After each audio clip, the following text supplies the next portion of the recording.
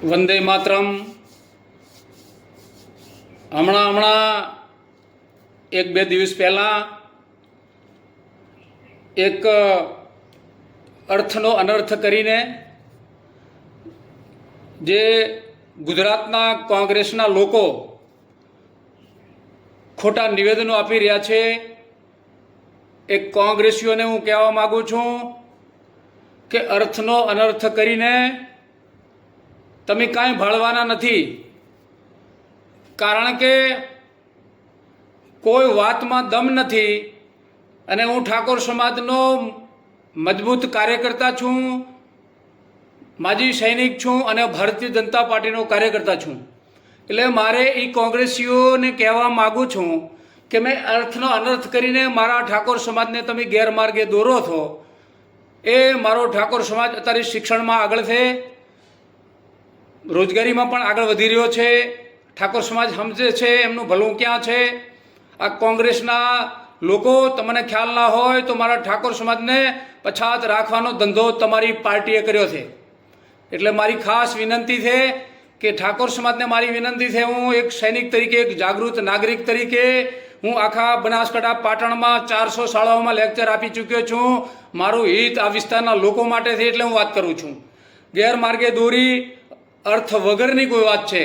અને હું એમને કહેવા માગું છું કે તમારો વડગામના ધારાસભ્ય મેવાણી, યશસ્વી વડાપ્રધાન, ઉત્તર ગુજરાતના પનોતા પુત્ર, આખી દુનિયામાં જેમણે દેશનો ડંકો વગાડ્યો છે, એવા વંદનીય નરેન્દ્રભાઈ મોદી સાહેબના વિરુદ્ધમાં એ ગાળીઓની જે ઉપયોગ કરતા હતો, એવા ટાઈમે તમે કોંગ્રેસીઓ કેમ બોલતા નહોતા? આ અર્થનો અનર્થ કરીને તમે જે વાત કરો છો એ બિન વિવાદિક વાત છે, કોઈ અર્થ વગરની વાત છે. અને કોઈ મોટું નથી, કોઈ સર્વોપરી નથી. ઠાકોર સમાજની અંદર બધા નેતાઓ જાગૃત છે, ભણેલો ગણેલો વર્ગ છે, અમારા જેવા સેનામાંથી આવેલા માણસો છે. આ દેશની સેવા કરીએ છીએ, રાષ્ટ્રવાદ છે અમારા દિલોમાં. આ ઠાકોર સમાજનું હિત અમારા હૃદયમાં વસેલું છે.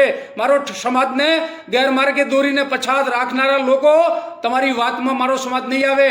અને ઠાકોર સમાજના યુવાનોને અને વિનંતી કરું છું, દલિત સમાજને વિનંતી કરું છું કે વિકાસની વાતમાં રહીએ, શિક્ષણની વાતમાં રહીએ, રોજગારીની વાતમાં રહીને આપણે વિકાસ કરીએ, આપણા બાળકોના એજ્યુકેશન માટે વાત કરીએ. આવી ખોટી ભ્રામિત વાતોમાં ના આવીને આપણે આપણા સમાજનું હિત શામાં છે, આપણો વિકાસ શામાં છે, આપણા દીકરીઓનું ભવિષ્ય શામાં છે, એ વાતમાં રહીએ. કોંગ્રેસના લોકો નારીનો વિરોધ કરનારા, લોકસભામાં જે અનામત બિલ આવ્યું હતું એનો વિરોધ કરનારા લોકો અત્યારે નીકળી પડ્યા છે. એમને હું કહેવા માગું છું, ઠાકોર સમાજ જાગૃત બન્યો છે અને તમને 27માં 17 હતી તમારી, આ વખતે તમને 12-15 સીટો નહીં મળે, આ દાવા સાથે કહું છું. એટલે મહેરબાની કરીને તમે પ્રજા વચ્ચે રહેતા નથી અને લોકોને ગેરમાર્ગે દોરો છો. આ રીતે ઠાકોર સમાજ તમારી કોઈ વાતમાં નહીં આવે. અમે ઠાકોર સમાજના નેતાઓ છીએ, આગેવાનો છીએ. અમારું પણ દાયિત્વ છે, કર્તવ્ય છે મારી પક્ષ માટે. મારા પક્ષના વિરુદ્ધમાં તારે બફાટ કરતા હોય કોંગ્રેસીઓ, એવા ટાઈમે જવાબ આપવો જરૂરી છે.